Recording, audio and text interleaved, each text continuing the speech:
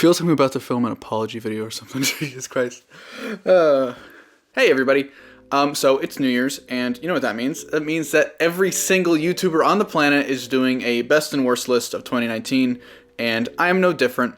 I'm a sheep. I follow along with whatever my friends are doing. Just kidding, I don't have any friends. So, not gonna lie, I had a pretty amazing year this year, at least with YouTube stuff. Personal life, we'll see about that, but with the YouTube stuff, this has been fantastic this year. Firstly, I made 21 videos this year, which that's crazy. That's a lot. That's a lot of videos. For me, especially, that's a lot of videos. And I also gained 25,000 subscribers. That's insane. That's absolutely insane. Holy shit. Oh my god, what the f, you guys, Jesus Christ. I just want to say I'm so thankful for every single one of you guys. Obviously, like, for some reason you guys like me as a person, which that's ridiculous, because nobody likes me as a person. But for some reason you guys seem to want to stick around, and you want to see the stupid stuff that I'm gonna make, and so that just means a lot to me.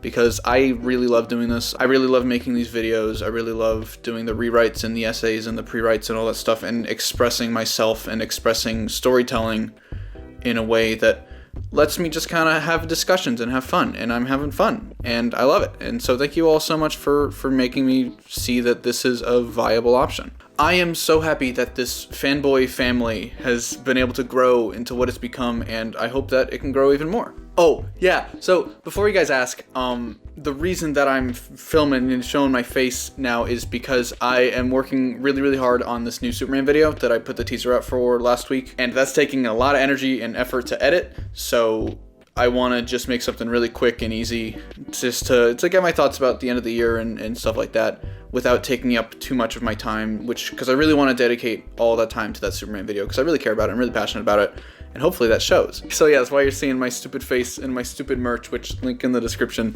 if you want to check that out. We're done with that. Now the reason that you're here, and that's my best and worst list of 2019. Because I guess you care so much about that, right? So I decided this year I want to do things a little bit differently than I did last year. For starters, my list won't be limited to just movies. It'll be all sorts of media like games and TV and movies, just to keep things interesting and keep it a little different from, you know, the same top 5, top 10 lists that you're going to be seeing over and over and over again. Also, instead of the standard worst movies of 2019 list that you all see and know, I want to do something a little bit more on brand for me. Instead, I wanted to take a quick moment and talk about the most disappointing stuff for me and the things that I think warrants a rewrite the most. Just the things that I could see myself doing a rewrite of, and then talking about maybe when a video like that could come out. But first, I do want to talk about my top 5 of the year. This doesn't mean my favorites of the year, because as much as I want to talk about Knives Out and Jojo Rabbit and The Lighthouse and Rocket Man, it's a movie that I loved and isn't getting enough praise. As much as I would love to talk about those, people don't seem to care about my opinions on actual movies. Follow me on Twitter if you do care, because I talk a lot. People really only seem to care when I talk about Star Wars or superheroes and shit like that. So let's get started and talk about the fanboy things that I loved in 2019. So at number 5, we have Joker. I loved Joker. I think that in the realm of cookie cutter formula superhero movies, this movie really stood out to me as something that had effort put into it and was something that tried to be something different. Having a movie that took itself seriously and made a clear effort to say something about our current society was really fresh and interesting. Yeah, it was basically just a carbon copy of Taxi Driver and other Scorsese stuff, and Todd Phillips as a director didn't really wow me. But Joaquin Phoenix gave an incredible performance that carried the movie all the way to the bank. This movie made a ton of money. Alright, at number 4, let's talk about Star Wars Jedi Fallen Order. I don't know how to pronounce the name. I don't know what to put the accent on and where to pause and stuff. So is it Star Wars Jedi Fallen Order or Star Wars Jedi Fallen Order? I don't know. Who knows? So Fallen Order was a game that I had no intention of playing. EA had burned me too many times in the past, and the demos didn't really look interesting to me. But then in the kind of the week leading up to release, I just, like, something clicked in me, and I was like, I gotta get it. So I pre-ordered it like the half hour before it came out, like on a whim.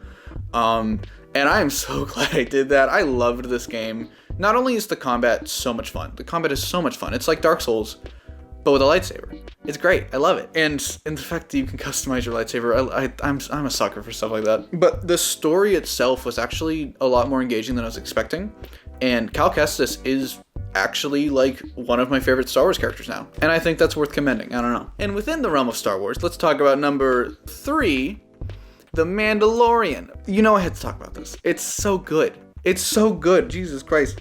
The Mandalorian is everything that I've ever wanted out of Star Wars. It's set post-Return of the Jedi, but the Empire still has a presence. It's a gritty, down-to-earth, hardcore Western with blaster fire instead of bullets. And I love every minute of it. It's so good. Even the kind of crappier episodes, I still loved. My only issues with the show is that I think some of the decisions that are made make a lot of other characters in the Star Wars universe a little bit special. I went on a rant about that on Twitter. I'm willing to overlook those things because Jon Favreau was able to give us what's probably one of the best pieces of Star Wars media since Return of the Jedi. So on the topic of TV shows, let's talk about the best show of the year. Number 2 on my list, Doom Patrol. Oh my god, this show's the best. If you have not seen the show, you are missing out. This is the best superhero show to ever exist. It's better than Daredevil. It's better than The Flash Season 1. It's better than all that shit. It's so good. Each and every one of the characters, it's so fleshed out and complex and deep to the point where I don't really have a favorite. Just kidding, I have a favorite, it's Larry. But it's hard to pick a favorite. The show manages to balance its wacky comic book stuff that's super, super weird with these really kind of dark, deep, emotional things so well. And I absolutely adore every minute of the show. All right. Now let's talk about kind of a weird one, but here's an honorable mention before number 1, and that is going to Galaxy's Edge at Disneyland with my girlfriend. I hate Disney. I don't like Disney. I think that they're a massive media conglomerate that has too much power, and they should not have this much control, because that amount of control leads to mediocrity in films, and I hate it. It's awful. However, with that said, I love Disneyland, and I loved Galaxy's Edge. Oh my god. Going there, this sounds stupid, but it really does feel like you're traveling to another planet. And building your own lightsaber at Savi's workshop is such like a religious experience that I'm so grateful that I was able to do. And I just love it. Oh my god, it's so much fun. It's the best. Like, it's not really a story, but I just wanted to talk about it because I loved it. That's probably the best thing I did all year. And moving on, so the number 1 thing on my list of best of 2019 is Shazam. Come on, you know it had to be. Shazam is incredible. Shazam is the best superhero movie made since like the Raimi movies. I fucking loved Shazam. I loved it so much that I made 2 videos about it. I guess that doesn't really say much because I made a bunch of videos about Spider-Man. The movie is hilarious. It's an incredible comedy, but on top of that, it has so much heart and emotion to it. And it knows when to give those moments room to shine. It doesn't undercut those important moments with a joke or anything. And I think that's really impressive and really important in this day and age when that keeps happening. Shazam knew when we had to be sad. It knew when we had to be heartbroken. It knew when we had to be empowered. And because of that, it's by far the best superhero movie of the year. And in a long time. I loved Shazam, and if you have not seen it yet for whatever reason, you need to see it. Shazam is, without a doubt, my favorite movie of the year because it really understands what it means to be a superhero. Alright, we're done being positive. Fuck that. Now let's talk about the shit I didn't like. Oh, like I said, not gonna be the worst things, just the most disappointing stuff that would deserve a rewrite this year. So, at number 5, we have Spider-Man Far From Home. I did a video on this, of course. But Spider-Man Far From Home did something that I didn't think would be possible.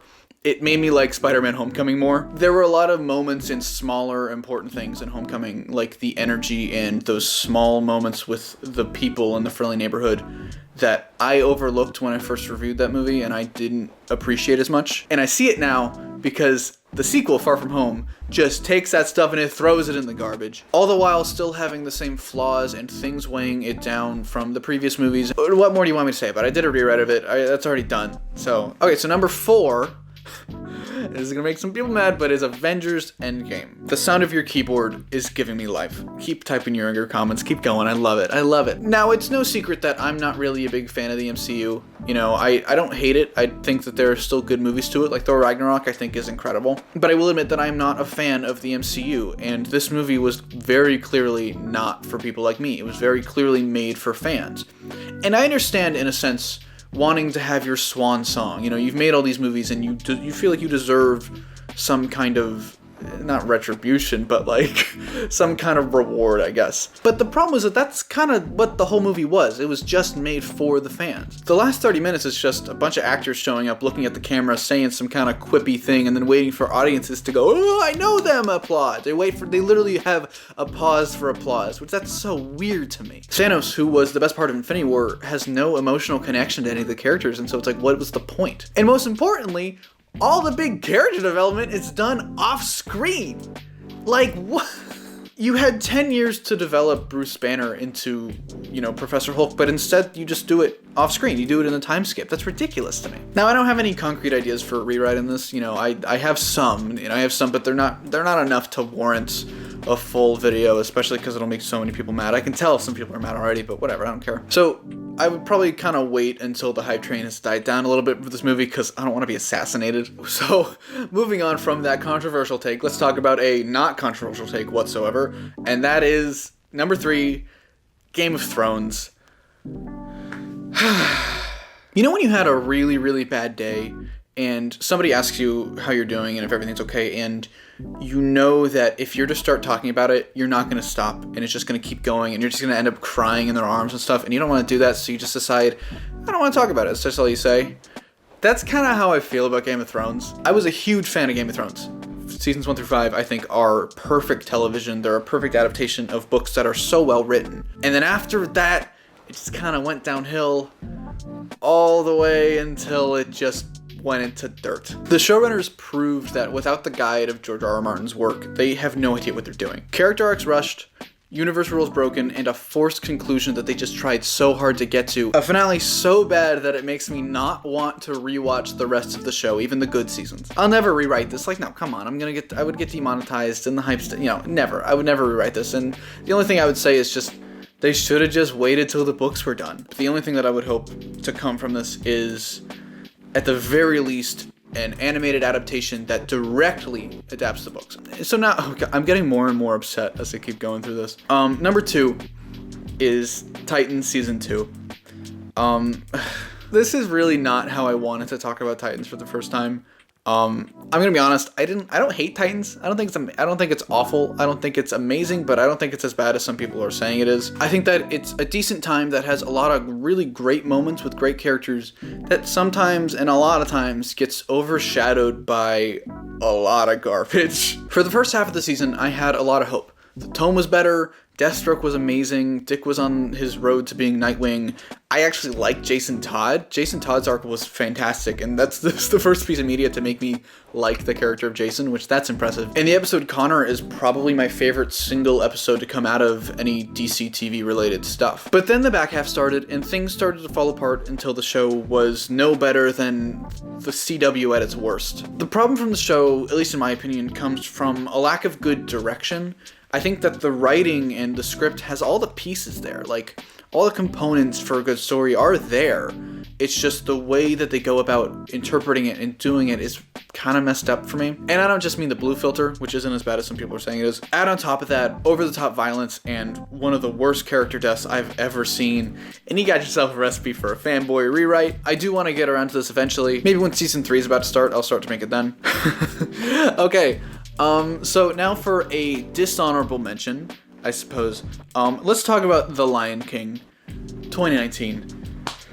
I love the original movie. I love the movie, I love the sequel, I love the half sequel, I love the animated series, I love playing as the characters in a fucking skating video game. I love this series, I love the Broadway show, it's so good. I fucking love this story. So to see one of my favorite movies of all time become some bland, studio-made CGI fest with none of the original charm and character that makes the movie so special in the hopes of being realistic, you've pissed me off. I hate that movie. It's probably my least favorite movie of the year in terms of the thing that made me the most mad, but not the thing I would rewrite it, because obviously the rewrite, just watch the original movie. Because, number 1, the thing that I would rewrite the most is, and are you ready for this? Star Wars Episode 9, The Rise of Skywalker. The Rise of Skywalker proved to me that this sequel trilogy was pointless. It had no point, it had no reason to exist, and it would be better off if we just forgot about it. Because the only reason that it was made was so that Disney could make some money and sell some toys. The Last Jedi, while I don't love the movie, it did a lot of great things when it came to expanding the characters and the universe and the lore and all those things. And this movie just went ahead and said, you know what, fuck it, we don't want to do that. And just threw it all in the garbage. The Emperor Returning is clearly a result of a lack of planning and decisions made by Abrams just basically spit on all the things that I liked about The Last Jedi. The movie spends so long trying to backpedal and do damage control from the last one,